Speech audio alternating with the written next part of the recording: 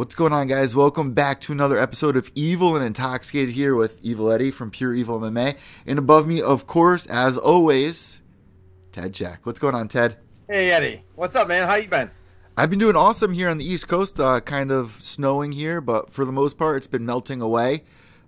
Been skating around my driveway for the past couple of weeks. But all in all, man, 2018 has been kicking off with a lot of momentum here on the podcast. I've been seeing a huge boost in views on Instagram. I reached like 500,000 people just this week on Instagram. And just for everybody tuning in the podcast, I just want to say thank you guys so much. And they've been asking, Ted, I've been seeing so many messages on Twitter. You can look on the YouTube page. Everyone's going, where's Ted Czech? You guys need to get back and do a show. Things have just been so busy, guys. But here we are. We are live tonight. And if you're listening to the podcast, make sure you subscribe below. But if you want to catch the show out live, Ted's always going live throughout the week on his YouTube channel at Ted Czech. But Ted, what have you been up to, brother? Well, and Eddie, first, I appreciate everybody asking about us. That's nice. It's nice to be wanted, right? Everybody wants to be wanted. Yes. I've just been doing my thing. Monday nights and Wednesday nights, I go live, and there's always a good conversation there. And then I've been doing the Fight Friends, so for the major events, for the big UFC events. So, it's kind of like the Fight Companion, except I didn't like the word companion. I thought that was kind of a lame-sounding term, so I said Fight Friends. We're all friends. Yeah. Fight Friends, yeah! So that's what I call mine, Fight Friends. It sounds better. And it seems like a lot of people who can't afford the pay-per-views tend to tune into, the Fight Companions, the Fight Friends, Fight Buddies. Right. Yeah, I try to strike a balance between doing the play-by-play and interacting with everybody that's on the chat. So and it's a delicate balance. It's not easy, but I try to do that. Because I hear that some other streams people don't even talk about the fights really. Yeah. They talk about everything but the fights. And it's like, well, that's kind of why we're here. But anyway, so been having a lot of fun with that. Things have been going great. Well, you know what? Something new that I've been trying out, going to the bookstore. I was listening to Rogan's podcast with Matt Brown, and I've always loved the story of Matt Brown and, what he's come through. And they were talking about this book, and as soon as I heard them talking about it, I was like, what? I got to go check it out. So I went to Barnes & Noble today, Ted. I got maybe some of our listeners have read this book. I know that it's actually like a staple in a lot of gyms that you have to read this book before you can even train there. The Book of Five Rings. I don't know if you've ever heard about it. Oh, I have a couple copies, yeah. Oh, you do?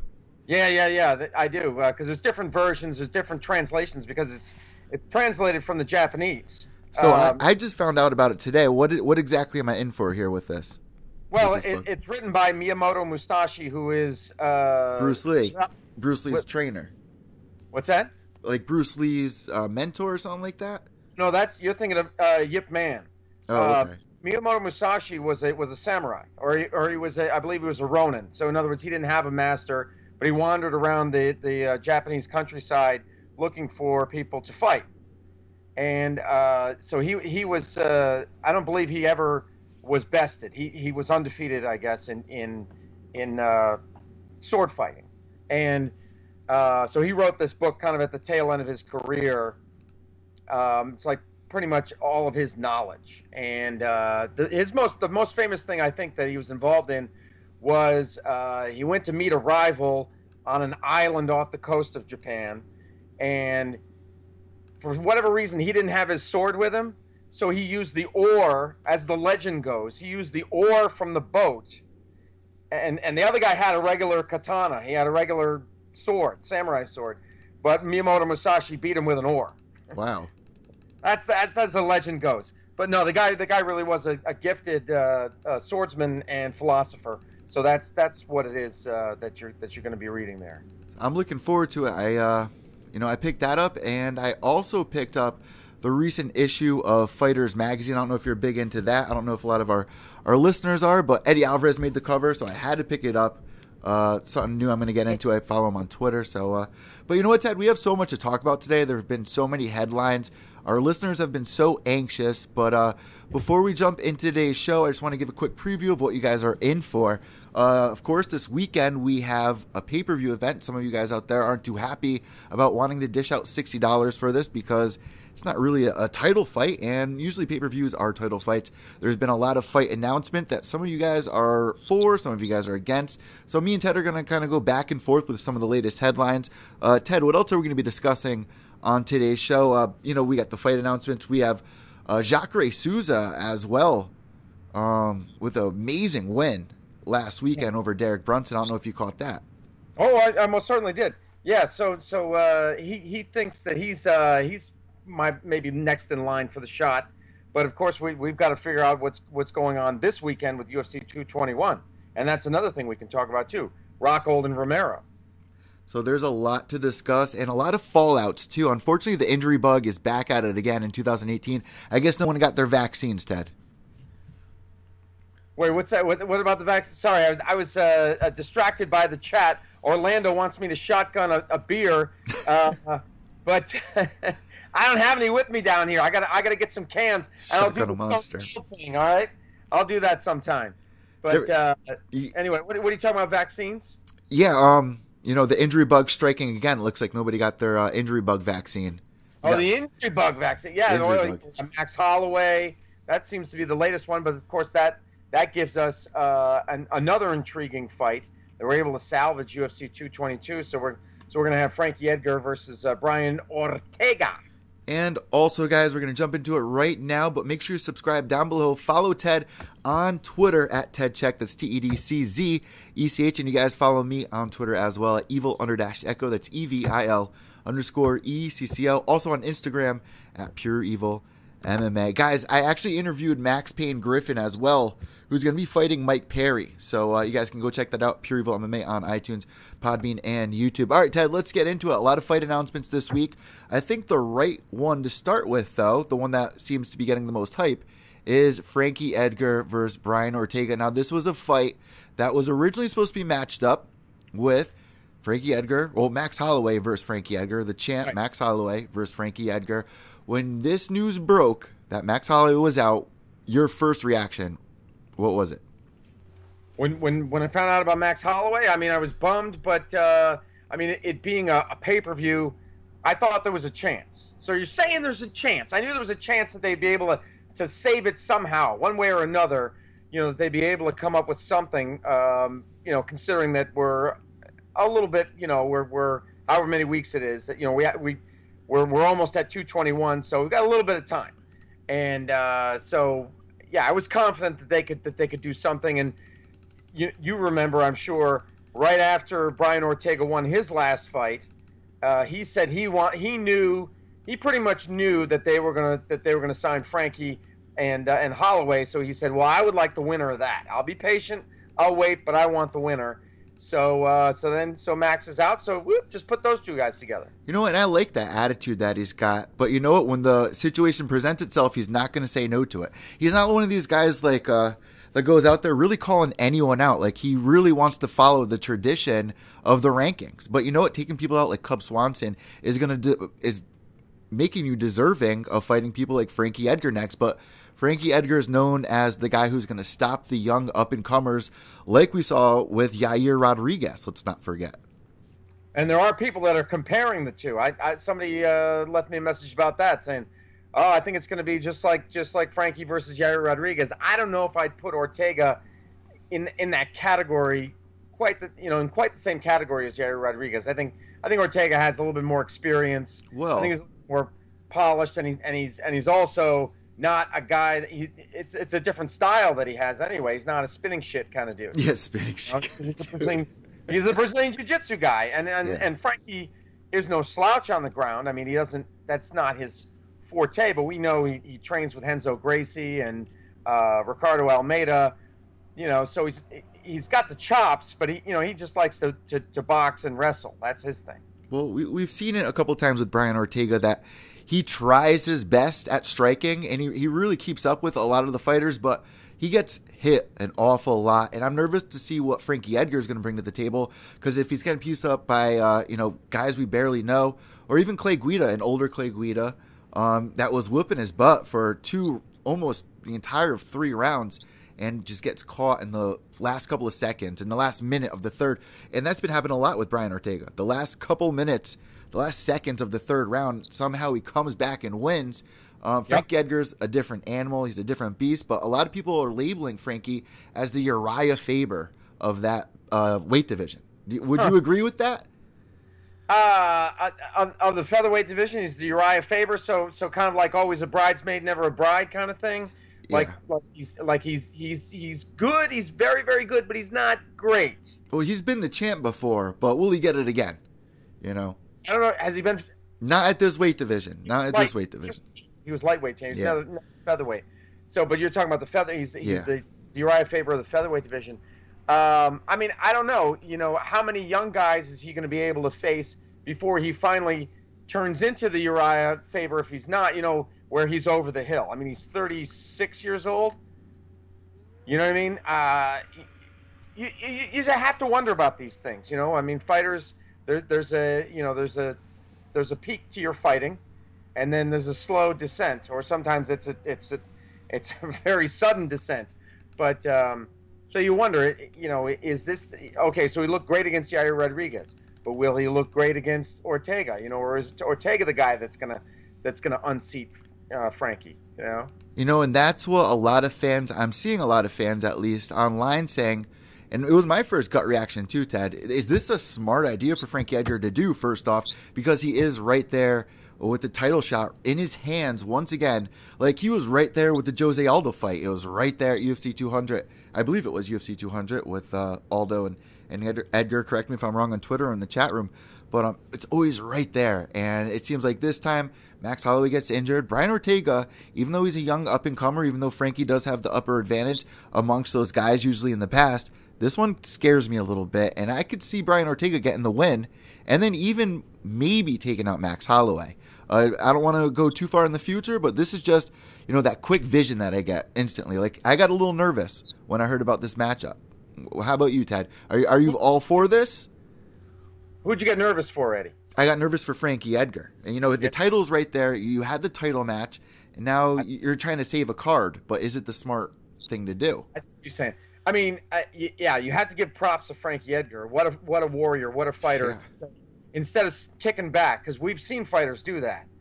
Not mentioning any names, Tyron Woodley. But, like, I'm just gonna sit back and I'm gonna wait for my shot. No, Frankie Edgar said, no, screw that. I'm not going to sit back. I'll take this guy out, and I'll just get him out of the way. I mean, that's probably what he's thinking. Like, look, I'm going to fight. I'm already ready.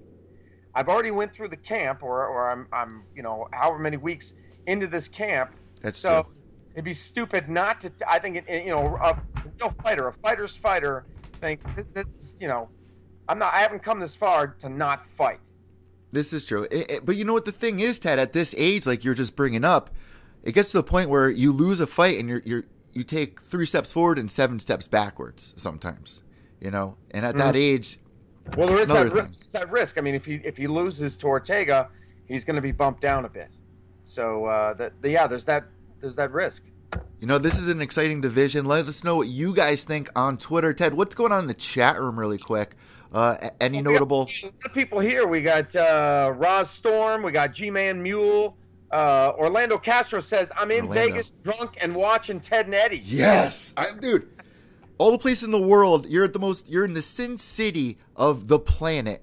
And I'm so happy you're tuning in right here on Evil and Intoxicated. You're going Evil and Intoxicated in Vegas, so why not tune into the fucking show, right? That's right. Let's see, what else we got? Yeah, so G-Man Mule checking in. I am so damn awesome. Black is checking in. EPS Tomcat 11 is here. Super Paul BF. The usual's checking in. Luis Fernandez, Joker 305.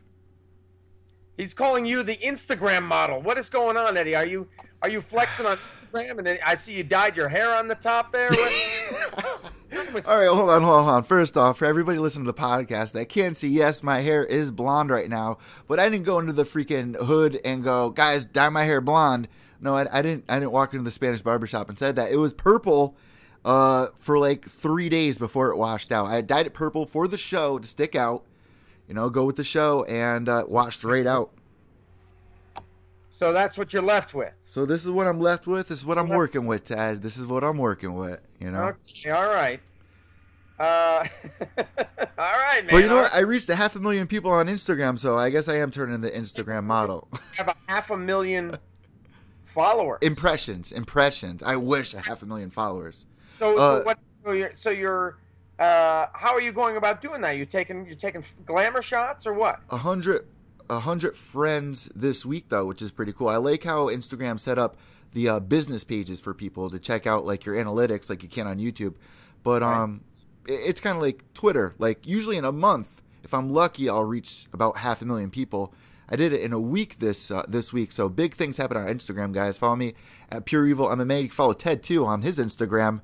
I gotta step up. This year you have been. Step up my Twitter game, and I've done that. Oh yeah. I will continue to do that, but yeah, likewise, I got to do that with Instagram as well.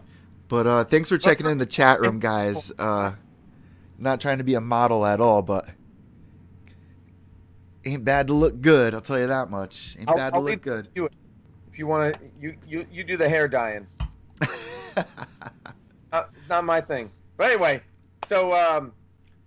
Yeah, so I'm excited about Ortega and Edgar. On the other hand, so then presumably I guess we could say that whoever wins that will fight Max next, right? I mean, I guess if Holloway's able to, what exactly did he do? It was something with his leg, right? I'm not 100% positive.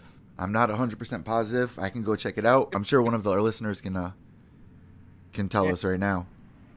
So, you'd think, okay, the winner of Ortega and Edgar gets Holloway when he's rehabilitated, Also, Ted, a lot of fight announcements coming out this week. There was that cloud of the 3 title fights that we were probably going to see during International Fight Week, but it seems like maybe that's not going to happen as we find out that Chris Cyborg, another fight where I'm like, why are you taking this? What good is this going to do? Ted, I cannot pronounce this girl's name. I've seen her fight in Invicta, and I still have trouble pronouncing it. She's fought Tanya Evinger before in the past. She's been around for a while. I'm going to give this one to you to start with. Chris Cyborg gets her new opponent. Her name is... Well, I've got 2 guesses. It's either Yana Kunitskaya or Yana Kunitskaya. We need somebody who's Russian, somebody who's Russian. Sounds like the old... That, but... It's either one of the. I think it's either one of the other. It's either Kunitskaya or it's Kunitskaya, but I'm not sure which one it is. But anyway, let's just call her Yana. I like that. Right. It came out of nowhere. I think a lot of people were like, "Who the fuck is that?" She's 10-3. Yeah, she's fought in Invicta, but generally unknown. And definitely not. First of all, didn't Dana White say it was pretty much a done deal? It was going to be Cyborg and Nunes. Yeah. I guess I was the fool because I believed him. Once again, right? And you never believe the guy, Ted. You're the one that's always telling me first off. But I thought it was as good as gold. I thought it was done. Because we thought it was going to be Stipe and like you were talking about. International Fight Week, Stipe in DC, yeah, DJ, and Cyborg Nunes. We were led to believe that was going to happen, and lo and behold, it did not. Cyborg is fighting Yana Kunitskaya, and it's not even Megan Anderson, for God's sake. It's not even her. And that's what I said at the beginning of this. Like, why? What's the point in really setting this up? You just beat Holly Holm. What are you really going to gain? And the only thing that really comes to mind is that she's trying to solidify herself as a champion with title defenses. And I'm not taking anything away from her opponent, but it seems like the UFC is doing this a lot lately. If you watch last week's fights with Valentina and her opponent, do you think it's going to be the same kind of outcome with Cyborg and this new opponent, like Valentina and her opponent last weekend? Like a big mismatch, a severe mismatch. Yeah. Yeah, we heard talk of, I think it was at some point after it's like a month or two ago. Remember Cyborg put up that, it was kind of a lengthy post on her website where she's saying, this is who I think I should fight. It's not Megan Anderson. And she rattled off a couple of names, and we were like, huh? Right? Remember that? Yeah. She rattled off a couple of names, and everybody was like, who are you talking about? People who she thought were more deserving. And so to me, it sounds like she's trying to set up a number of cans so that she can keep her title. It's like, it seems to be, this is the way it is. When you are chasing the title, you're hungry. When you get the title, you're well fed, and you want to stay that way. So you do everything you can as champ to retain your title, which would be maybe, like your Tyron Woodley, you try to drag it out to 5 rounds and get a decision. You don't want to fight Colby, but you'll fight Nate at a different weight class. Yeah. Right. You'll do that, or you'll try to fight. You'll try to handpick your opponents, like Demetrius Johnson did with who was the last guy he fought? Ray Borg, right? Ray Borg. Before that, yep. Handpicked Ray Borg because he knew because he wanted that he wanted to beat Anderson Silva's record. So it seems like that's what champions are doing. They're not taking risks. Then you look at Stipe, and that guy is just he'll fight anybody. He's faced a murderer's row. Their doom and Can I say one thing about that, Ted, really quick? Just a side note on the whole Stipe Francis thing. It was crazy seeing how many people were on the Stipe, the Francis Ngannou boat, and then immediately hopped off and started trashing him. I think that is so rude of so many people. Even though we did see some holes in Francis's game, there were just so many people that bashed Francis. I just thought that was so disrespectful. I can see Francis as a future champ, just not right now. But just how it's crazy how MMA fans jump on and off of boats. It's just crazy. It really is. Yeah, that's the whole bandwagon mentality. Yeah. I think there was a lot of that. Switching sports for just a second, a lot of people jumping on the. And I'm a New England fan, so are you. You still live in New England. I used to, but jumping on the Philly bandwagon just because because yeah, so hated every year. Everybody became a Philly fan overnight, just because they were playing the Patriots. But yeah, we see that a lot. It is unfortunate. So hopefully, fighters are. It's sports. That's sports for you, right? Yeah. Hopefully they have a thick enough skin to understand, hey, you know what? There's still a core group of people that will support you through thick and thin, through the losses and the wins. Yeah, there are those fair weather fans, but there's still, yeah, there's still a core group of fans that support whatever fighter they like, no matter what. Like Ann and Cowboy. Prime example. Oh, yeah. And who else? Bisping. She loves Bisping, too. So moving on, Ted, my last question before we leave the Cyborg ship is, is this going to be a first-round knockout? Because there have been a lot of people out there saying we've been seeing a more conserved Chris Cyborg. We haven't been seeing the, come out the gate like a bolt, like a Vitor Blitz or anything like we're used to with her, finishing girls within the first round. She, you could see her probably dragging it out a little bit, and then afterwards saying, "Well, I wanted to give the fans a good show." Some fighters are concerned with that. They don't want to end the fight too quick because they want to give the fans their money's worth or whatever. But I don't know much about you. You say you've seen Kunitskaya fight. Go ahead. Yeah, I've seen her fight before in Invicta. She's a tough girl, and here's the thing that a lot of people don't know about her, that she actually wanted to debut at 145 pounds in this weight division already. So it's not like, she's getting pulled out of the weeds, doing something that she didn't want to do. She wanted to go on 145 pounds. They offered her this. If you beat Chris Cyborg, people are going to respect you, right? But it goes one of two ways. It matters how it's done. You also have Nico Montano at the top there, which we're going to talk about in a second, who's not getting the respect, even though she's the champ, and beat Roxanne Modafferi, who's been a pioneer in WMMA for years and years. But my last point, Ted, I don't think it's going to be a first-round finish like people are expecting. Just because they don't know her name doesn't mean she's not talented. People who get into the UFC for a reason, unless you're CM Punk, I guess. But he got in for a reason. Might not be talent, but a different reason. Yeah, there was a reason. Yeah. So no, I mean, Cyborg would be wise to not underestimate her, but you know, and hopefully it's not a situation. Hopefully we get a ref that's not a Mario Yamasaki kind of thing. I know everybody's jumping on the guy. I mean, I did, and I'll just say something about that. If that, you know, the way people ask me about that, you know, and I said, well, if you're watching a fight and you get kind of a sinking feeling in your gut, like that you start feeling uncomfortable, that to me, and it's different for different people. Everybody has like a different threshold, a different barometer for something that triggers them. Yeah. Yeah. So everybody's got a you know, a limit, and you go, okay, well that's not right. That should be stopped. You know, so there was a point, and I can't tell you exactly where it was, but there was a point at which I felt that way. Like, okay, you know what? It's enough. It should probably be stopped.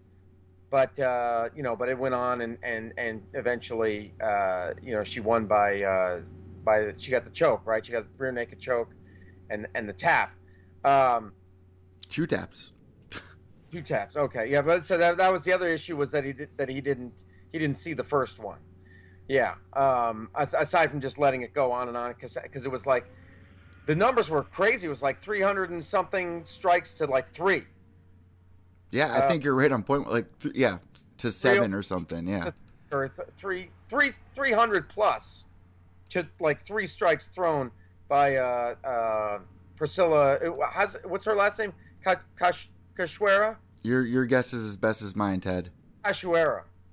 Anyway, so yeah, you know, hopefully it may look like a mismatch on paper, but you know, hopefully we have a good ref, and hopefully it's a competitive fight at least. Which reminds me, you just broke some news to me minutes ago before we went live streaming. Another fight that really came out of the blue with, you know, Cyborg gets this fight immediately after her last, within weeks, and now Valentina Shevchenko has a fight announcement. This was breaking news to me. I'm gonna let you break it to our audience here, Ted. Oh, hell, what were we talking about? Valentina Shevchenko has a new opponent. Okay, Valentina Shevchenko. Oh, okay. So Dana White said she's going to be the one to challenge for the. She called out Nico Montano.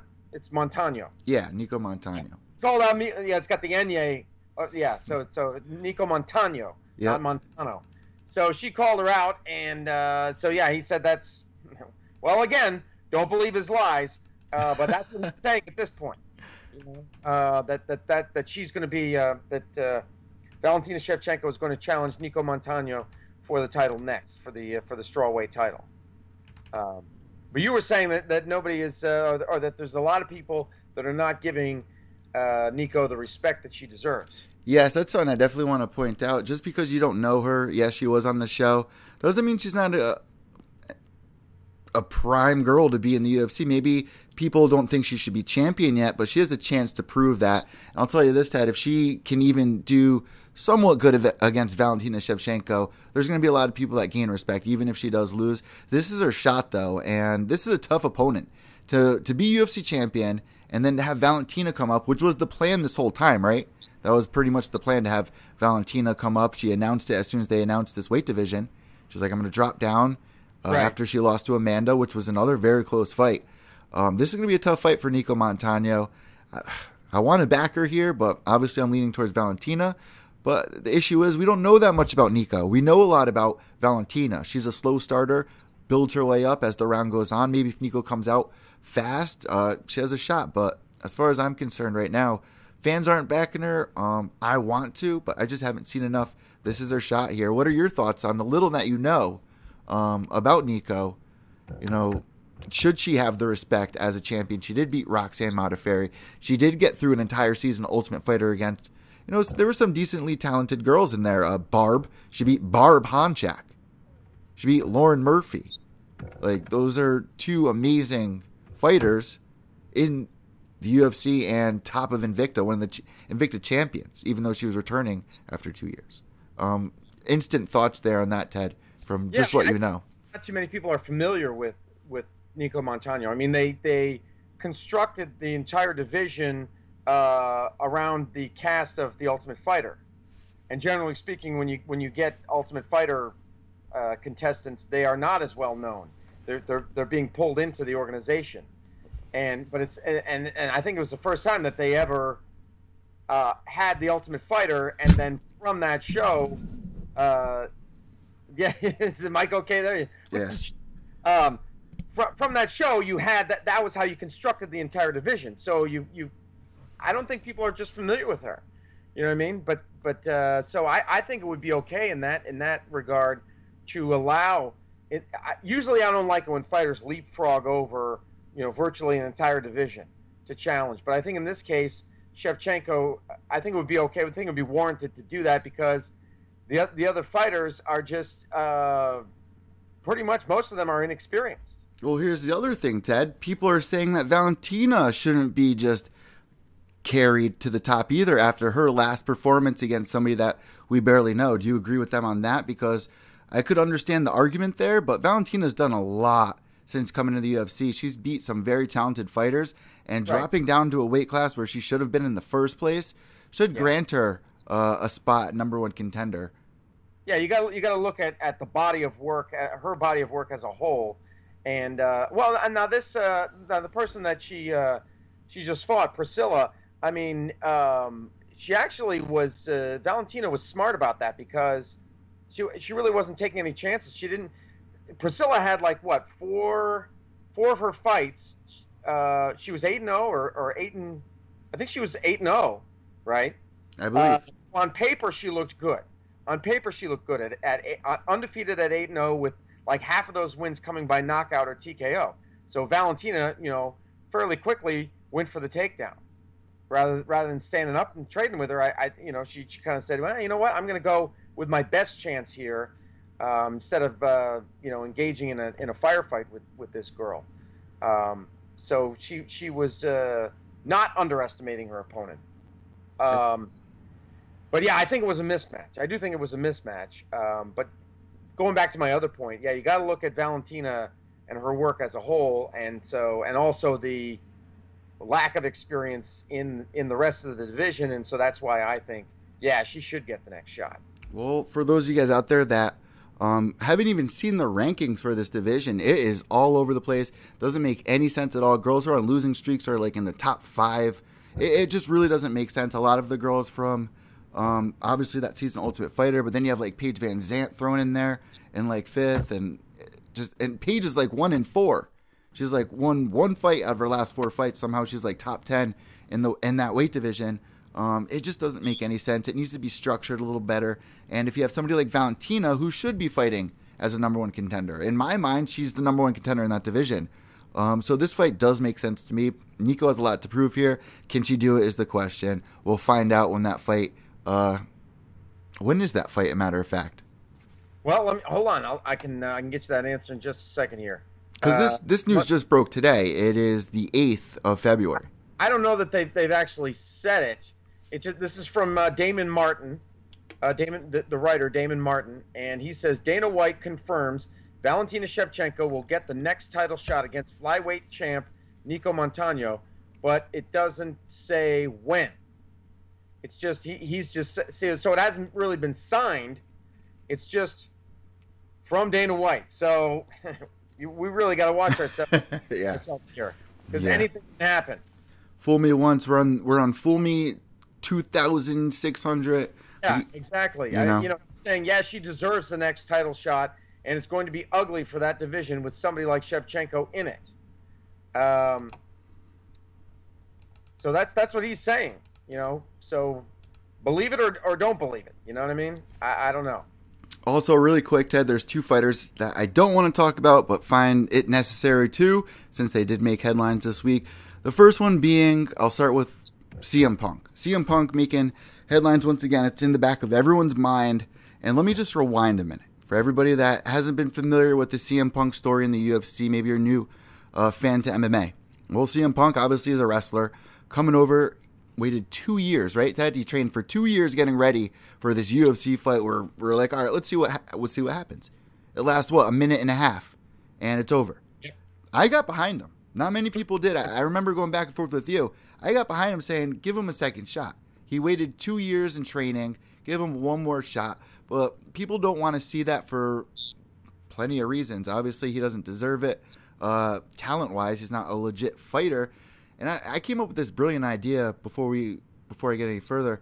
Why didn't they do it as like when you're at an MLB game, they have seventh inning stretch. They do like the mascots fighting each other. And, they get crowd engagement, or they get all the mascots, or foot race or whatever. Yeah, do something like that with CM Punk, and maybe like Jason David Frank, the Blue Ranger from Power Rangers. He's been wanting this fight forever. But it was announced today, Ted, that there are rumors going around from Mike the True Jackson, the guy who had Mickey Gall in his debut. Right. He's most likely going to be fighting CM Punk. Those are the rumors. What are your thoughts on it? Well, so Mike Jackson lost to Mickey Gall and CM Punk lost to Mickey Gall. So I guess that's who they figure should fight each other. That Mike Jackson is a worthy opponent for CM Punk, and that somebody that maybe he could do well against. I'm not saying he's going to win, but maybe. I always thought, my idea was, they have those feeder organizations on Fight Pass. I think I probably said this before, but like Legacy and Titan FC.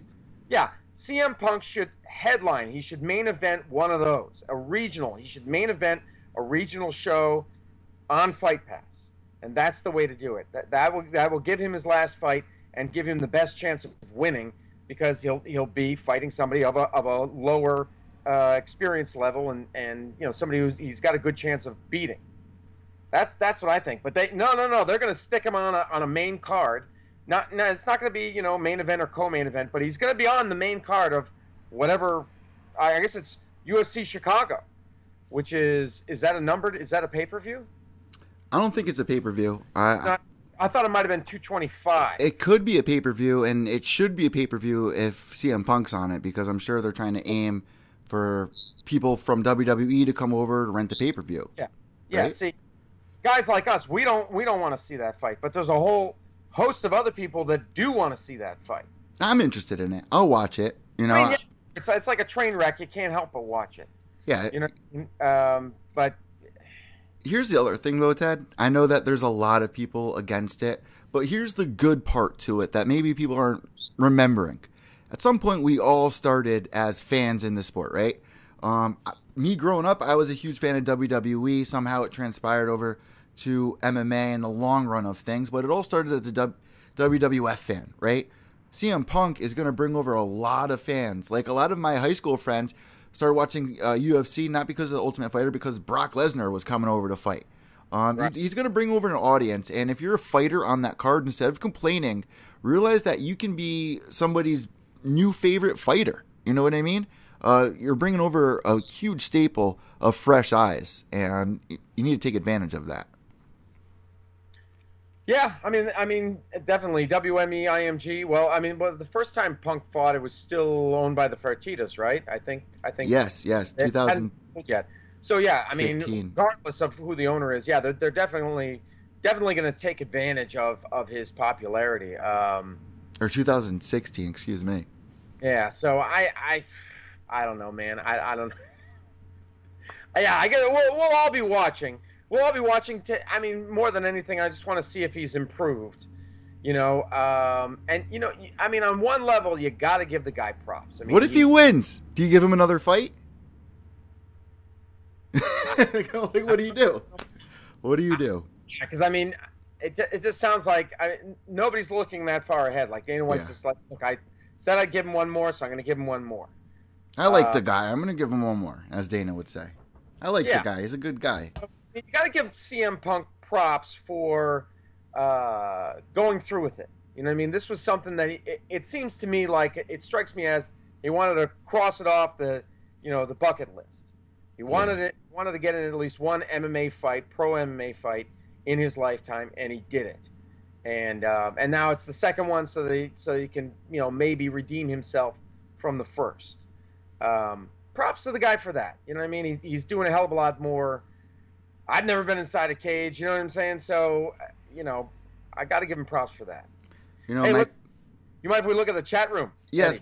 It's going well here. One thing, closing thought on CM Punk. Sure. You know, every fighter that I've talked to that has trained with CM Punk, like Bilal Muhammad, has nothing but nice things to say and do think that he deserves this chance. So let's see what happens. All right, Ted, what's going on in the chat room? Yeah, let's see. Okay, so our friend Belvin Flipmonk checking in. He said UFC should start selling canned squash because Valentina just sampled some. Oh. Yeah, right. Exactly. Perhaps. Darren Batten says Shevchenko destroys any flyweight, so she's just gonna rule that division. I can see that. I can see that for sure. Look at that. She just took on a tank and Amanda Nunes, and a huge majority of fans think that Valentina won that fight. You know. Orlando Castro is eating carne asada fries. I love it. Whatever that is, it sounds good because I'm a huge French fry fan. Carne is meat. Carne is meat. Asada, I don't know what asada is. Isaac's Fake News says, tell Eddie he finally got his shit together to do the podcast. Yeah, I told you. I had so many people reaching out saying, you guys got to get back together. It's not entirely your fault. And we just haven't been able to connect. It's half my fault. Oh, you know what? Just a quick update, Ted. Me and Angie Jabs got back together. We're not living together, but we got back together working things out. After 5 years of being together, why not work things out? And going through some moving changes and stuff like that. Loving 2018, man. I have great vibes in 2018. Big momentum here. Good news. So Mike LaValle's checking in.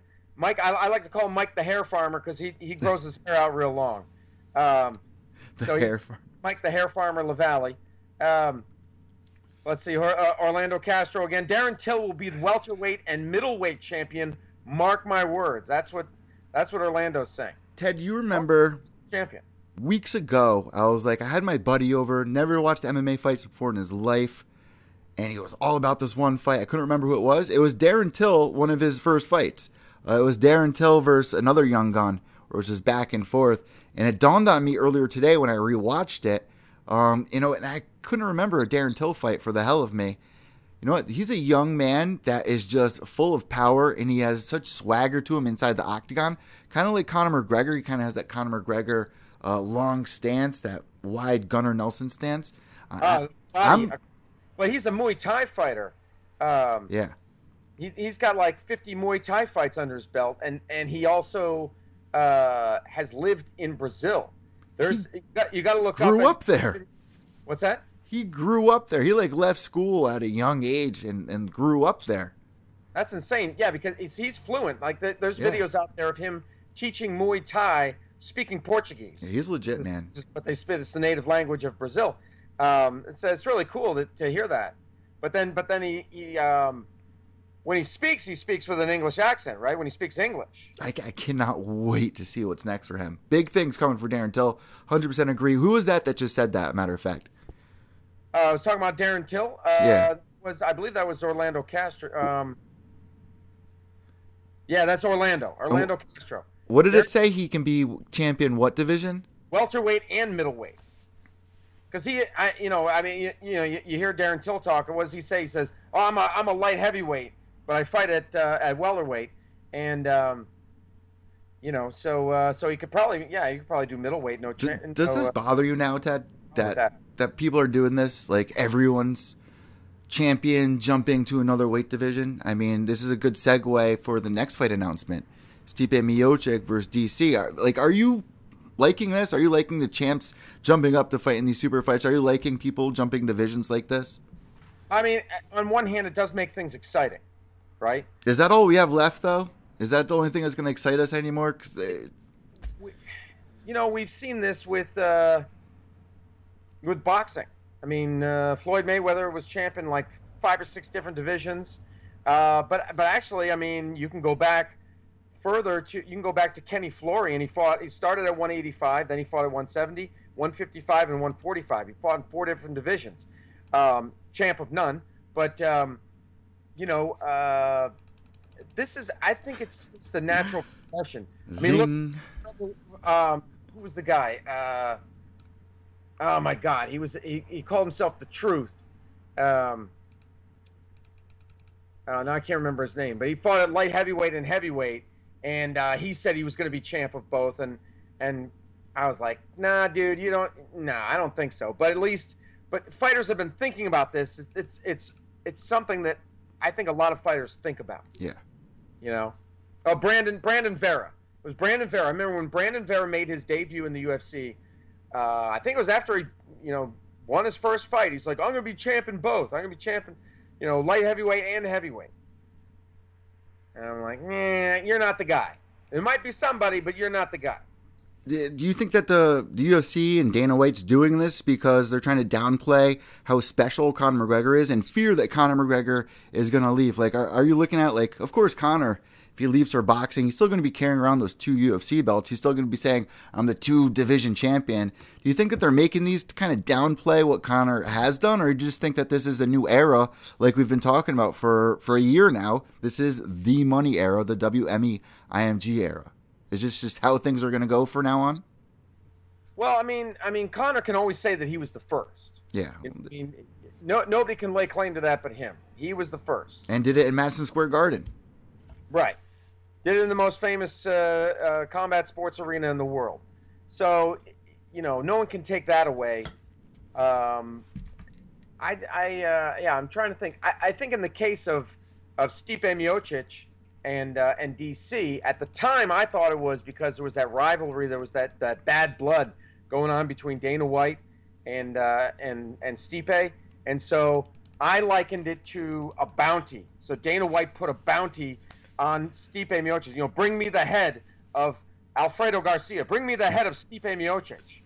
So that's what. So and DC fought on the same card and beat Ozdemir. So then. And Dana White, and seeing how good DC, how well he did, knowing that he used to fight at heavyweight, knowing that he's got the wrestling chops and the chin and everything else, so like, oh, there's my guy, there's my bounty hunter, there's my Boba Fett, that's gonna get this guy that I hate, Stipe Miocic. But apparently they kind of patched things up a bit, from what I hear, Dana White and Miocic. Stipe, I mentioned it on episode 66 of Pure Evil MMA. Stipe needs to realize that the UFC, the way that they're going to sell these pay-per-views, the way that you're going to make these pay-per-view points, is by pumping up your opponent, by convincing the audience that your opponent has a great chance of going in there and dethroning you. And the UFC did a great job with promoting that. And I think afterwards, a reason why a lot of the fans jumped off of Francis' ship is because a lot of it seemed like it was bullshit because Stipe just kind of manhandled him, and it wasn't built up to what people expected it. I mean, amazing first round and all, but I think that had a lot to do with it. But you know what, Ted? I'm excited to see DC versus Stipe. They're doing it on a season Ultimate Fighter, which is a little weird. It's a different era for Ultimate Fighter. What was that? Why do you think it's weird? I don't know. I don't know. I just don't think that the UFC should be even... The UFC and the Ultimate Fighter has been getting the worst ratings in its entire life. Like, the last couple of seasons, it's just getting lower and lower and lower. You have somebody like Stipe, who's not really good in front of the camera. I mean, he's good with pranks and stuff like that. We can look forward to that. People can kind of humanize with him because he's a firefighter and stuff like that. But besides that, if you put a camera in front of him, I can't really see him doing much entertaining. What fighters are going to be on this season? Apparently, it's going to be featherweights. I don't know. I'm kind of falling off. And I'm a huge fan of Ultimate Fighter. I watch every season no matter what. I don't know. I'm more interested in the fight than I am of this season, Wow. See, I was saying that this was gonna be the turnaround. This is gonna be the turn. This is gonna be the season. What are your reasons? I want to hear it. Maybe you can change my mind here. I mean, I've been seeing clips of Stipe and Cormier. This is gonna be like a buddy movie. This is gonna be because they really have such great respect for each other. So if there are going to be pranks or if there's going to be trash talk, it's going to be... The chemistry's there. The chemistry's definitely there. They got the chemistry.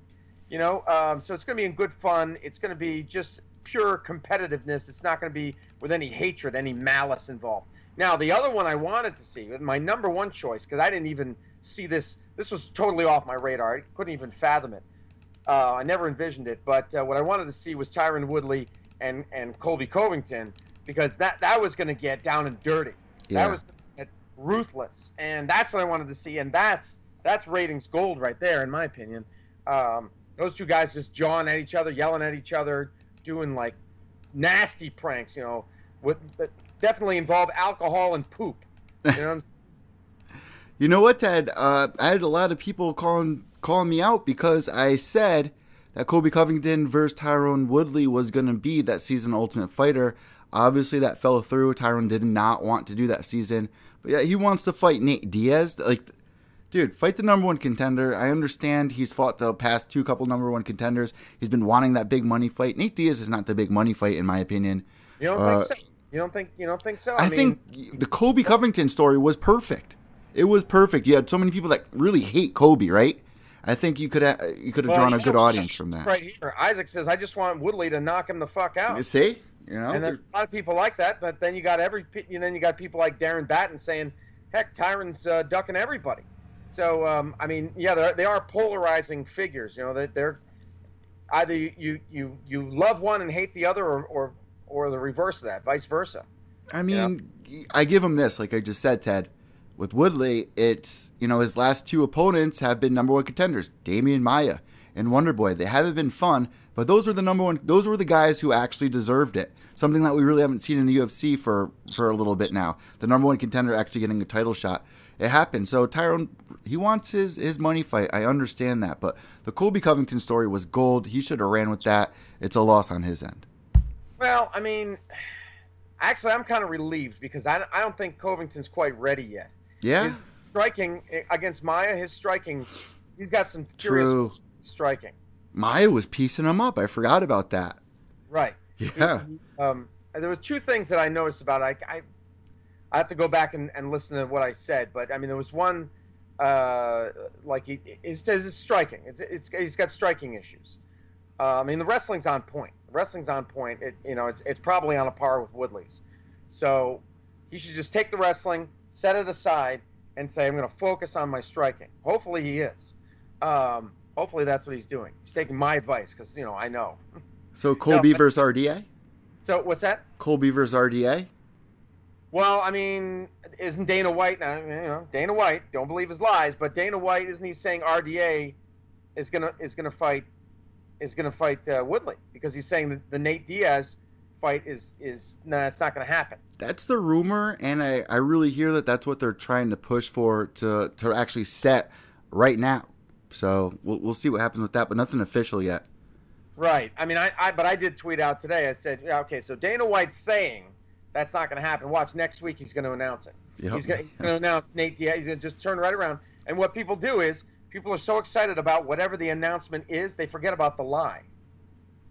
You forget about, didn't he say that it wasn't going to happen? I thought he said that there was no way Brock Lesnar was going to be at UFC 200. Right? You forget about the lie because you're so excited about whatever the announcement is. So it wouldn't surprise me if next week we hear, Woodley and Diaz. But I mean, that to me, that's the money fight that's available. I mean, GSP ran off to Canada. Nick Diaz, who knows? Connor's not fighting. So who else is like a big name that? Bisping. Woodley wanted to fight Bisping. Bisping is looking for a retirement fight against an older fighter, like Machida. Yes. So Nate Diaz is the only available money fight, in my opinion. But he's not even in that weight division, really. Well, he's fought at 170. He has, but does he deserve a title at that weight division? No. Does he deserve it? No. But no. Are they gonna sign it? Probably, because it brings the WME IMG era, right? Puts asses in the seats. Yeah. Yep. Crazy time we're getting to right now, Ted. Definitely, they're turning it into a coloring book. It seems like turning our sport into a coloring book. I don't know what to think of it. I don't know what to think of all this. Hopefully, in the long run, we'll pick up a lot of fans like they're aiming for, and things will get back to normal and finally function on that train again, where number one contenders and people who actually deserve their title shots actually get them. But for right now, it just seems like champs versus champ, money fights, and everyone's trying to be Conor McGregor, I guess. Conor McGregor opened up that late. So more power to the fighters. Maybe this will get them more money like they definitely deserve.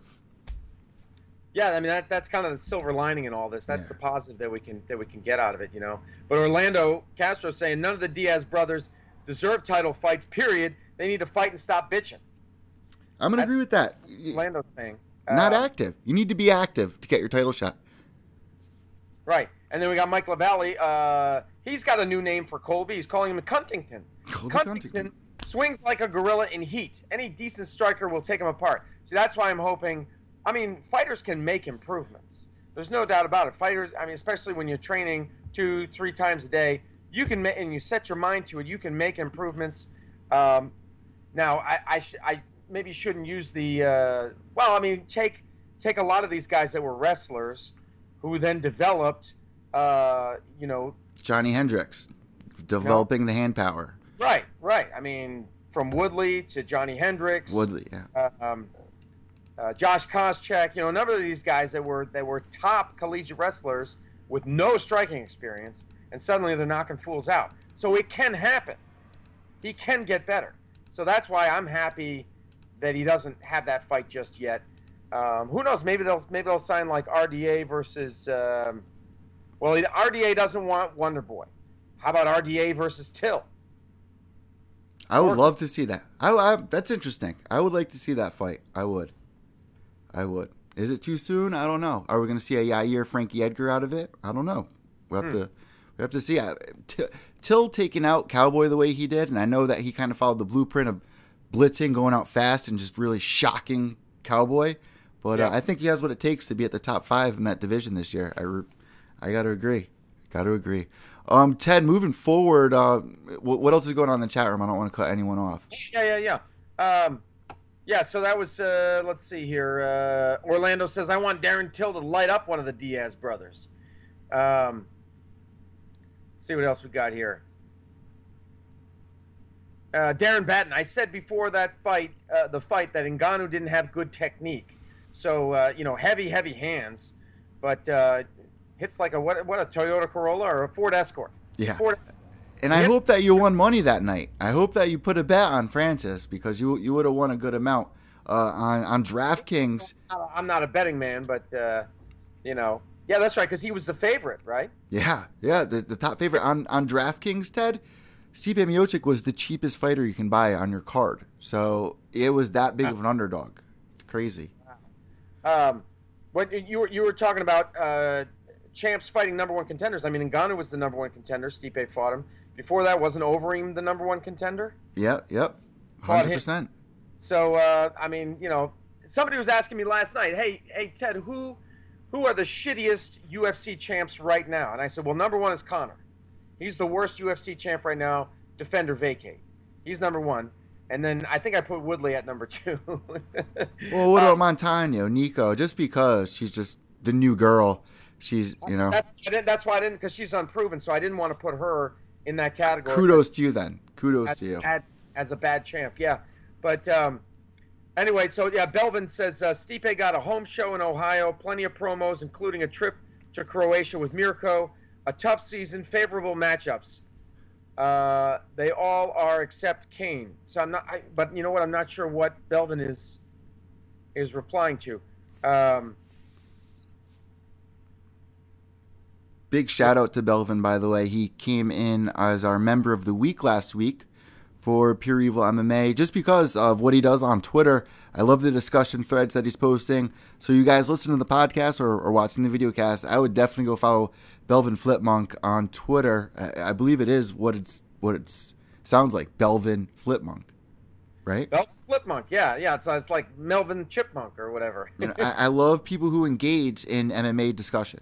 If you're on Twitter and you do MMA discussion, you have a shot of a shout out, and Belvin's definitely deserving of it, because I like the forums that he's shooting out, like the Brendan Schaub thing that got people going this week. You know, good job over there, Belvin. It's a real polarizing thing right there.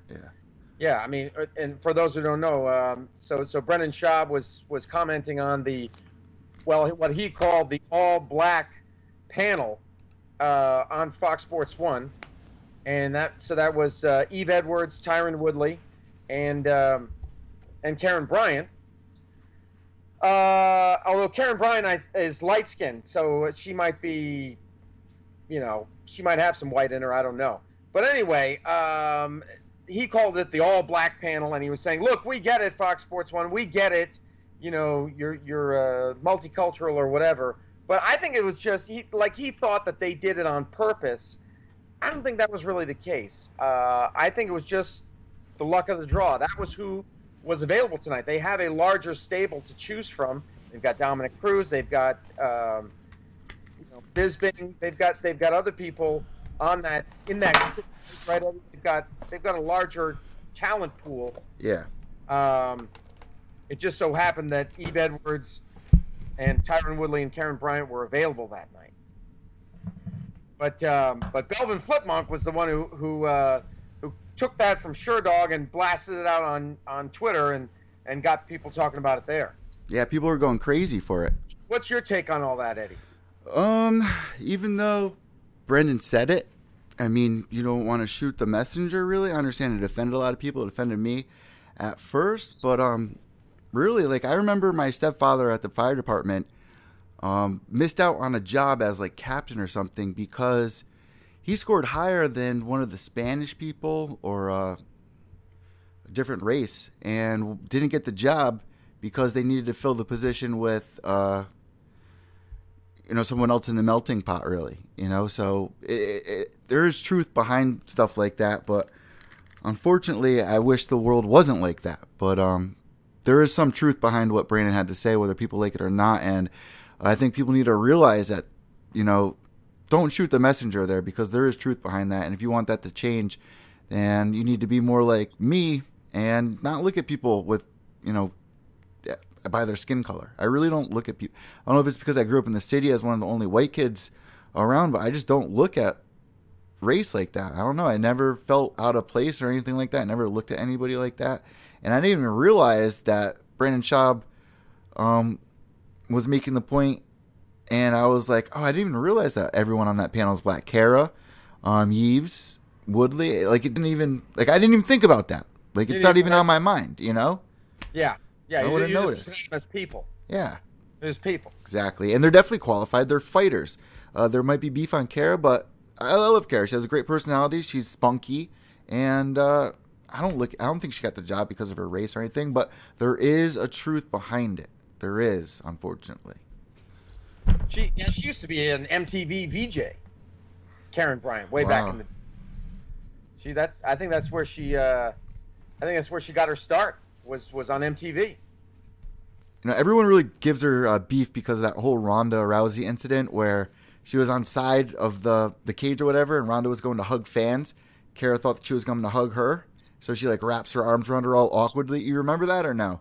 I haven't seen that one. I remember. I thought the biggest thing with her was when Rampage gave her the motorboat. Rampage does that to every female reporter, it seems. You know, but Karen Bryant's husband is the cameraman. Ooh.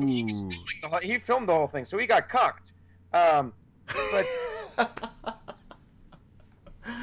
an actual cuck situation. When she does her other stuff, when she does her MMA Heat. Yeah. When she her and Alan. Not doing FS1. When she's doing MMA Heat, he's the camera guy. Wade Eck is his name. Oh, I know Wade. He follows me on Twitter. Here's Squirt. Yeah, that's her husband.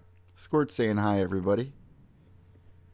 Oh, so I was wondering. I mean, now you're back with Angie, but when you guys weren't, who got the rats? Did you get the rats, or did she get the rats? I got most of them. She got 2 more baby ones, matter of fact. So she has the 2 baby ones. I have the other ones. But really sad news, guys. Ted, I don't even think I told you. My very first pet rat, my longtime listeners know, Peanut. She used to actually be on like the original like episode 3, 4, and 5. Just like on my shoulder chilling while I did MMA news. I recently, last week, had to put her down because she had a really big tumor. She was happy she was eating, but time was right. I really had to put her down before it got worse. And so last week was a tough week. Another reason why I wasn't around. Oh, sorry to hear that, Eddie. Yeah, you guys remember Peanut. She was the very first rat that I got and really started this whole spiral of snowball effect of ending up with like 10 rats. But all goes back to Peanut, man. So thank you guys for all the support, Ted. I got like my timeline was blown up from people supporting, just wishing me sincere, wishing well, because it does mean a lot. Even just feel better or whatever. So I really thank you guys for that.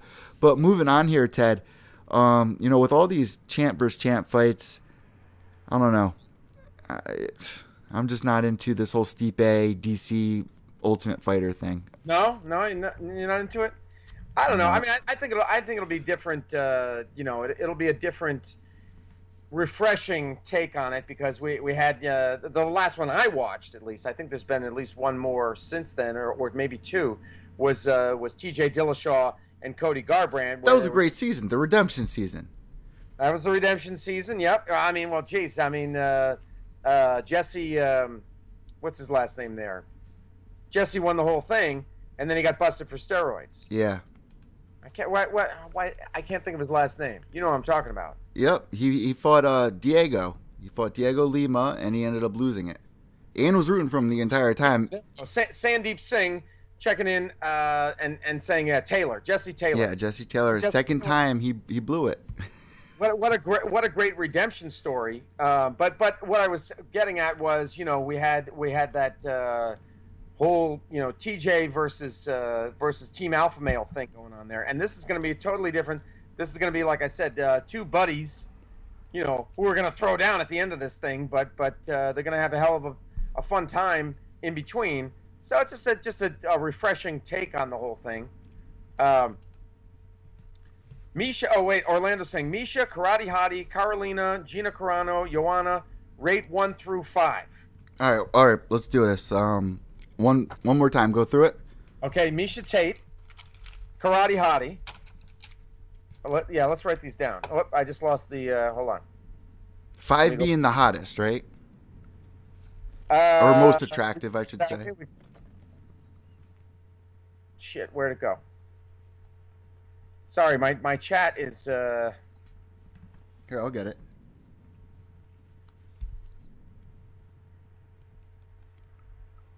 It was Misha, Karate Hottie, Gina Carano.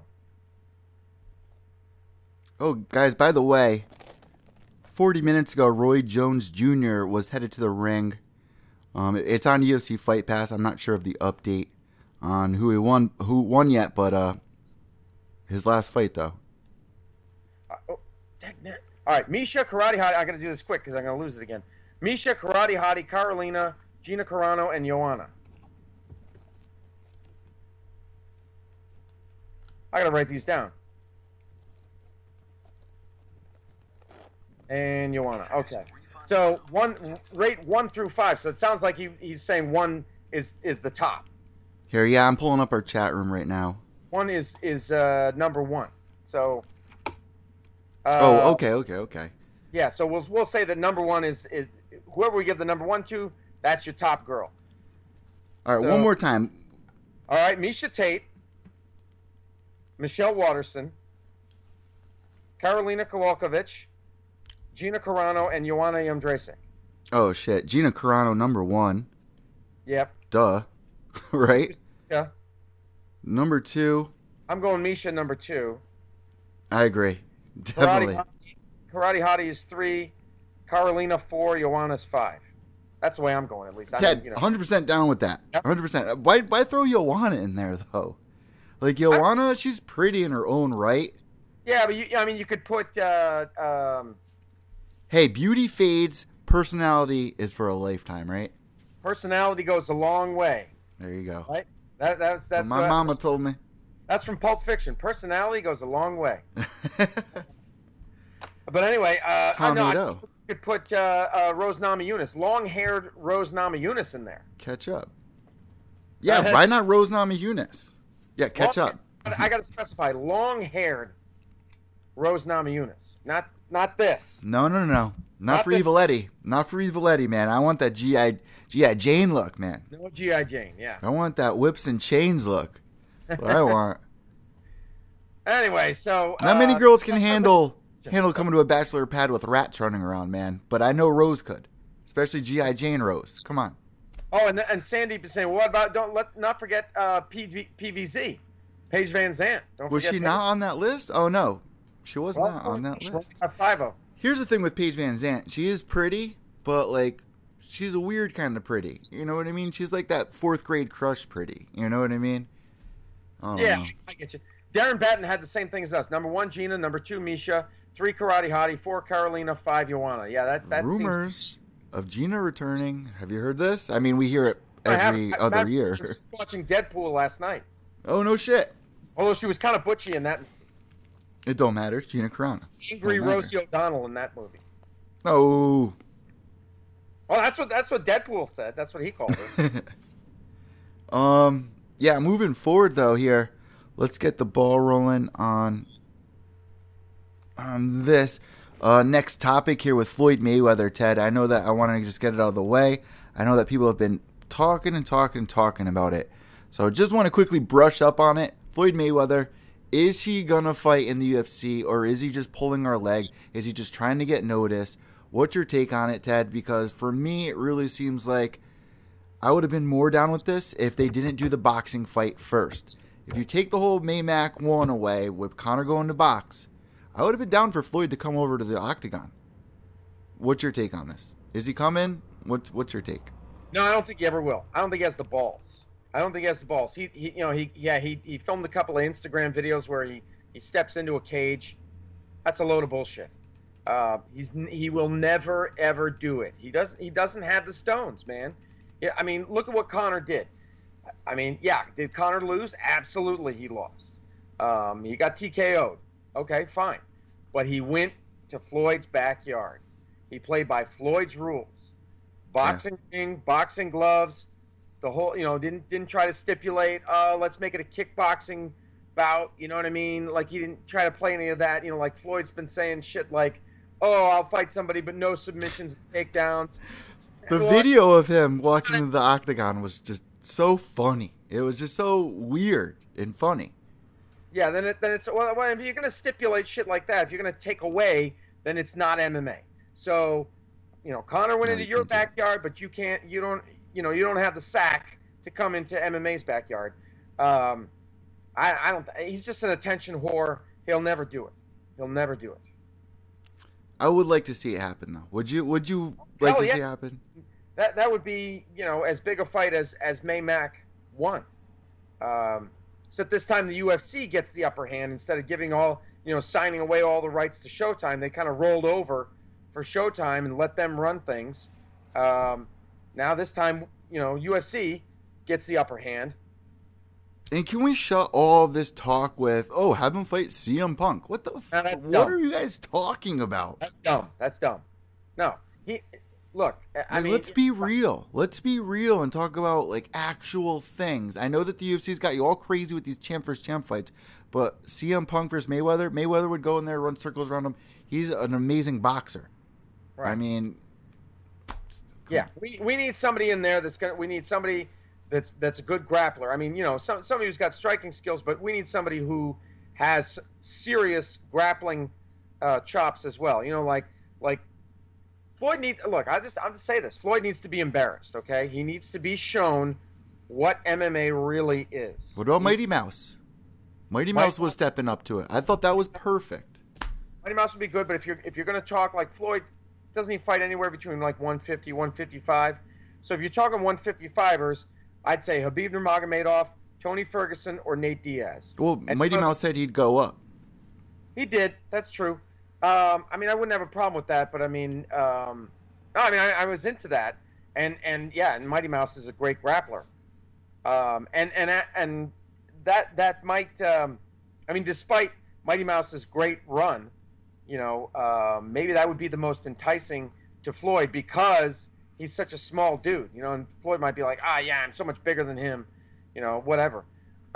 Okay, so yeah, throw Mighty Mouse in there as well, but somebody who's got serious, like when James Toney said he could take on anybody in the octagon, Dana White's like, okay. Here's Randy Couture. And gave him Randy Couture, and Couture took boom. That was it.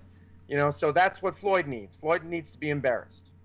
I'll never forget those backstage interviews with him too, and Dana, and him just trying to set that all up, and they finally did it. Just a mess. It was just an absolute mess. Probably will happen again, but I think it's fair for us to see that happen. I mean, like you said, Conor went over there, you should man up and come over here. I mean, let me give Mayweather this. I thought it was really cool on Fight Week. They were like, all right, let's drop the glove weight. I thought that was pretty cool of Mayweather, whether it worked for him or against him. Yeah. You know, he did give Conor that. He gave Conor that. Right. I mean, and I thought from the jump, it should have been. I mean, like I said, props to Conor for going straight boxing. They could have tried to make it a kickboxing match where, you know, kicks, knees, elbows, clinches were all that was allowed. That would have been, to me, a little bit more even-handed, you know, and the advantage would not have been so skewed towards Floyd. But whatever. I just don't think I'd love to see the fight. I don't think it's ever going to happen. And if it does, I'll watch it. I'll tell you that much. But I'm not going to complain about it. I mean, I don't want to talk about it much more, but I'm not going to complain about it. If it happens, it happens. The CM Punk thing, if it happens, it has its benefits and it has its cons, right? Like most things in life. Sure. But I would definitely be entertained to watch that fight. We'll see what happens. Let us know what you guys think about this on Twitter at Evil_Echo. That's EVIL_ECCO. And at Ted Czech at TEDCZ. ECH. All right, so moving forward, Ted, we got fights upcoming this weekend. Is there any last things that you want to just quickly brush through? Anything that we missed, forgot to talk about? Concerning the UFC 221. Is that what you're talking about? Yeah, we're just going to talk about Yoel versus Rockhold to end the show off. Oh, okay. Hold on. Let me just check Reddit. I always like to go to Reddit. I find a lot of information out on that one. Well, they're saying Rustam Khabilov is off the UFC London card due to injury. What about Bisping versus Lyoto Machida? Bisping says that that fight interests him. He says it ticks off all the boxes, meaning that it's a fighter who is also old like him, let's face it, the Geritol posse, and also a former champion like he is. So frankly that's the kind of fights that Bisping should be fighting. Personally, I thought he should be fighting Vitor instead, because if he's truly on his revenge tour, he got revenge on Henderson and he got revenge on Rockhold. Yeah. So then, of course, another guy he has some payback. He owes payback to. But he said he's not interested in the Vitor fight. But he does like Lyoto, and Lyoto called him out after Lyoto beat Eric Anders. He called Bisping on. You're shaking your head, right? You don't like that fight. I don't like any of these fights when it comes to, they're even talking about Rashad as well, throwing Rashad in there. Right. I don't want to see any of these guys on their last fight each go out fighting each other, and one guy has to lose. I at least want it to be fair. Like, all right, if you're going to retire, fight somebody like somebody that's not going to retire on the same night. I want to root for Bisping on the night that he's retired. I want to root for Uriah Faber the night he retires. I want to root for Brad Pickett the night he retires, whether he wins or loses. At least if I just don't like it. I'm not into it, Ted. I'm not into it. So you couldn't possibly root for Bisping if he was fighting Lyoto because you like them both. I want them both to win. You want to root for the guy who it's their last fight. It's already a sign of weakness, right? Like, it's their last fight. I don't know. I just don't. I'm not into it. I'm not into retirement versus retirement fight. It makes sense with the age and where they're at in their career. I understand all that, but I don't know. There's other fights in there. Both guys are well known. I understand that. I just don't like the whole retirement clash. Well, I guess it's like, if Bisping fights, like, say, a young gun. If he fights an up and comer, there's a chance that up and comer is. Don't do that.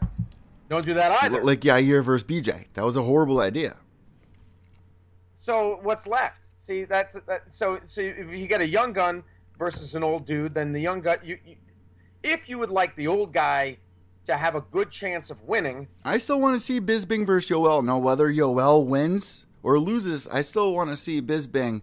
Hopefully he'll lose, and then maybe he'll get down with the whole Bisping thing again. Because that storyline, Ted, I was on board. The whole burning the flags and all that. I was hyped.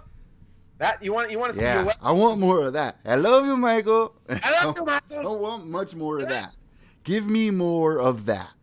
No more burning flags and stuff. But that got a little too much. The burning flag things I'm against, but the videos of Yoel and the guys dancing in the background and stuff, like, I was all about it. I was all about it. Hey, hold on one second. The wife's calling me. This ought to be good. Hello? Hello? Hey, you want to say hi to the people? It's like Stipe's wife. What? You got to come do the dishes. She wants you to do the dishes. Do I have to do the dishes now? Hello? Ah, she hung up on me. She did the Stipe on me. She hung up on me. She did that. She didn't call back. I got something really important. Click. She actually did say she has something to talk to me about. So. Oh God, that's not a good sign, Ted. That's not a good sign. Shall we? Like Jimmy Smith would say, when your girlfriend says it's time to talk, it's not like she wants to say, you know, I think I should give you more blowjobs. Yeah. Nothing to do with that. Not something good. Never. Right? Never that.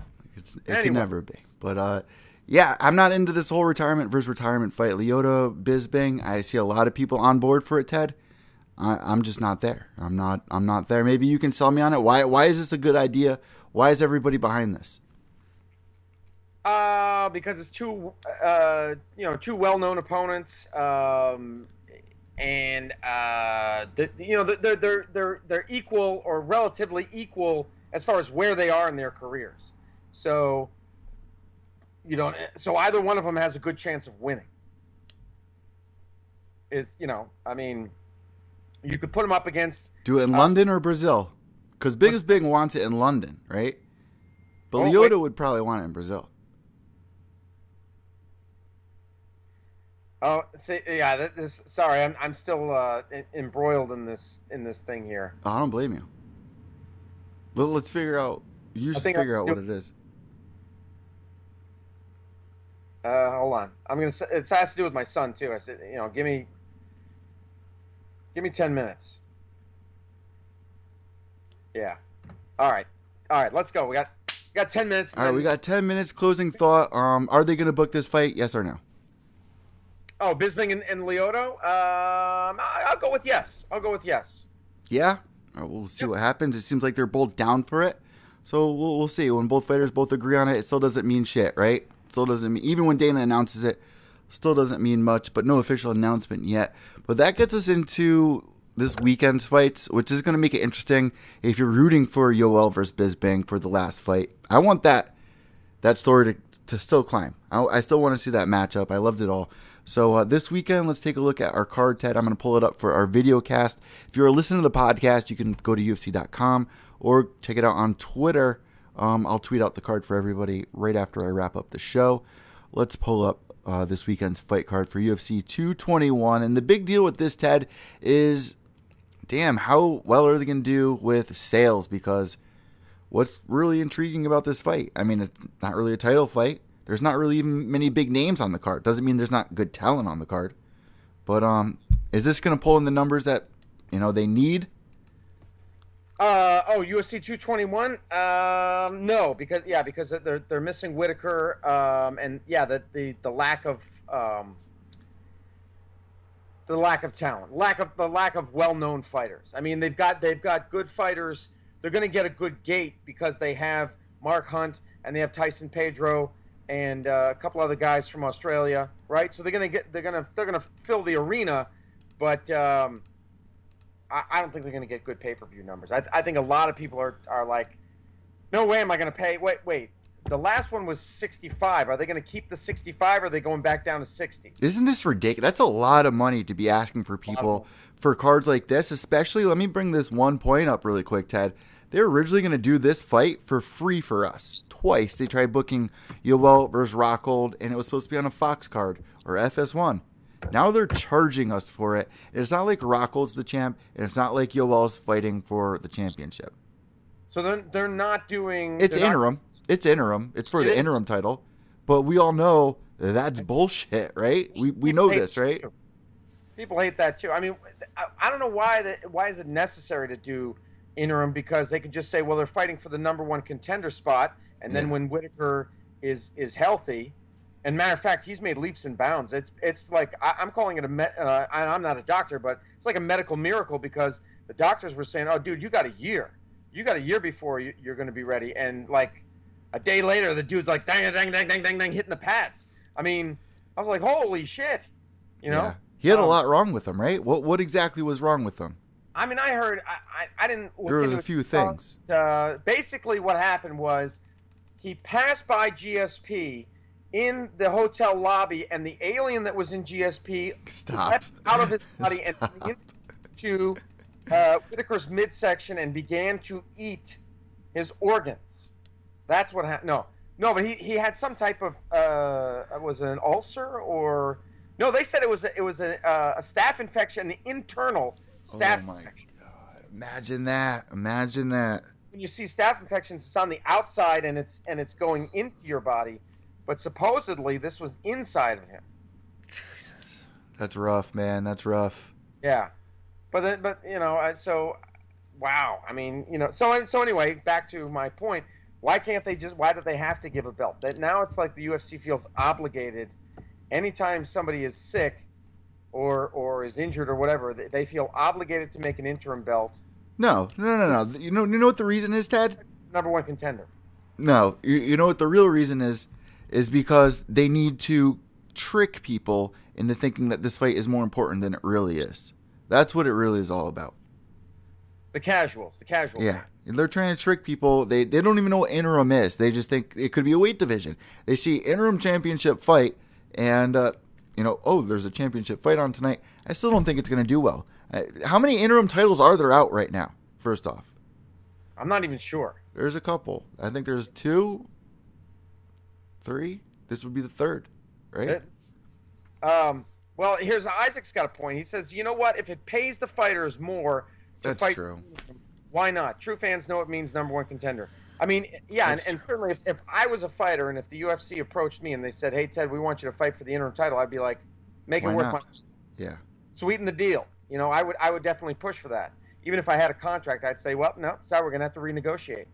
You know, you really want me to fight for an interim title? Well, that's a big deal. That's a really good point. Shout out to whoever said that. That's a great point.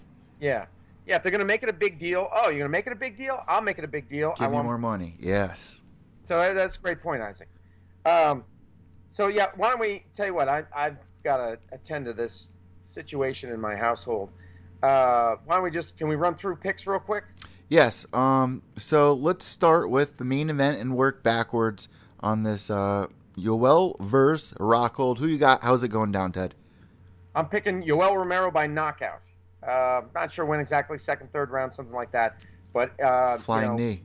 Flying knee, spinning back fist, something dynamic. Something explosive. An explosive. Yep, it's going to explode on him. Sorry, that didn't sound right. But anyway. Hopefully it doesn't come out of Yoel's back end again, though. No poopy. No poopy in the pants. What were they calling that? The what gate? What were they calling Yoel's poopy pants? I don't know. Wasn't there a name for it? He had Stoolgate. Stoolgate. Yeah, that's right. Stoolgate had to do with in the Tim Kennedy fight. Yep. And then another time he had Watergate because he got water poured all over him. Right? Remember? Yeah, that. Yeah. What did I do? I don't know what I do. Yo no sé. But anyway, yeah, so he's had a number of these gates. But, I'm picking Yoel. I like the guy. And I just think he's the ageless wonder. I mean, the guy's 40-something years old. And but I think he's going to tear through Rockhold. Yeah, he's a young 40. I'm leaning towards Rockhold submission. I see a lot of our listeners are going that way too on Twitter, but that could change at any minute. We'll see. I like watching the walkouts, as you guys know. All right, so our co-main event, but as right now, Rockhold third round submission. Co-main event. This is an exciting one, Ted. Mark Hunt versus Curtis Blaydes. Now, I've interviewed Curtis Blaydes before in the past. This is a big fight for him. I'm rooting for him, but think Mark Hunt's going to get it done. Probably second round, maybe third. Yeah, I'm picking Mark Hunt by knockout as well for that one. Yep, I think he's got the chin, and he's got the dynamite in the hands, and he's going to get it done with Blaydes. I don't think Blaydes is. I mean he's good. He's good. He's a good prospect. I just don't think he's quite there yet. I mean, he could prove us wrong, because it is this classic young gun versus grizzled veteran matchup that we see. You know what I mean? So, and we've seen it swing both ways. Sorry, I didn't mean to make it sound that way, but no, we've seen it. We've seen the pendulum swing either way. You know, whether sometimes the young gun beats the grizzled veteran, sometimes the grizzled veteran says, like Lyoto Machida says, "I'm sorry, it's not your time just yet." And let's not forget the beef that Mark Hunt has with the UFC. So if it's a loss, you never know. All right, moving forward, our co-main event, Ted. What is this? Travera, it's very small text, versus Asker on this one. This is a throw-up for me. I have to look more into it. I'm leaning towards Asker currently. But like I said, I have to look more into that fight. You guys can expect the breakdown from me at Pure Evil MMA podcast. Ted, what's your pick on this one? Oh, that's Tai Tuivasa versus Cyril Asker. Is that right? Yes. Yeah, I'm going with Tai Tuivasa on that one.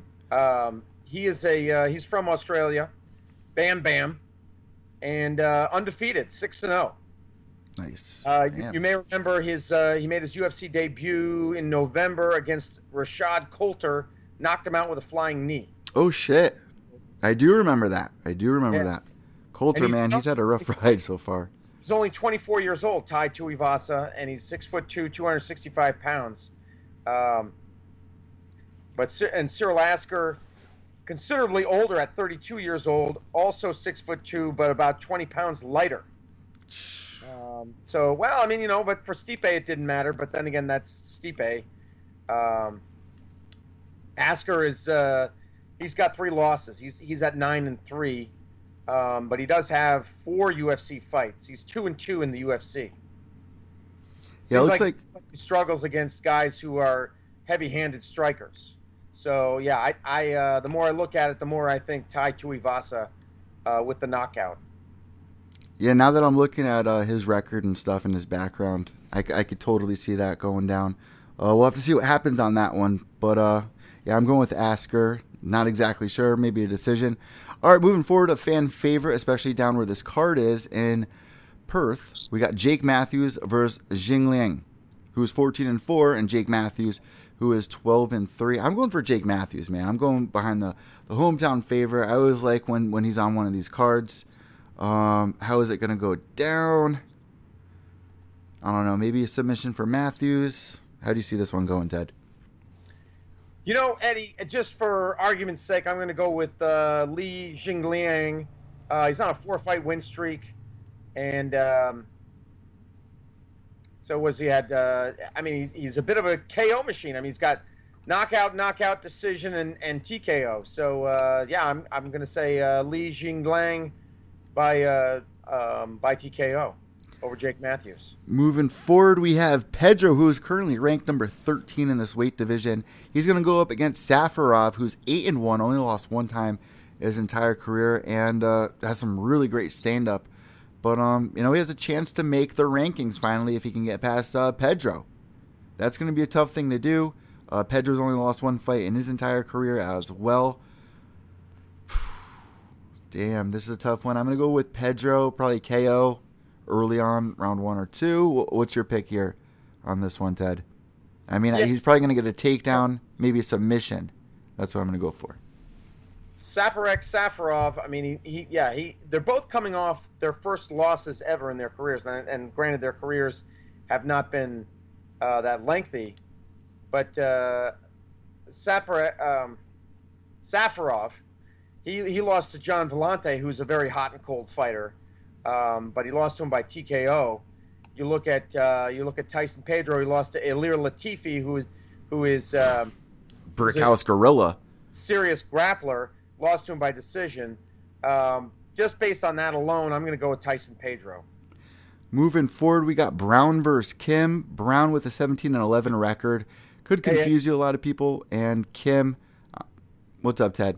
Sorry, Eddie. You know what? I should really get going here. I apologize, but that was the main card. I should probably. Oh, that wraps up the main card. All right, guys. So I guess that's gonna wrap things up. Ted, Eddie, I apologize. I mean, I gotta. It's good. You got to take care of yourself. Guys, thank you so much for tuning in. If you want to catch the complete breakdown, I'm sure Ted will going to give it to you. And along with the recap, I'll have it all at Pure Evil MMA. Thank you so much for tuning in. And, of course, behave yourselves.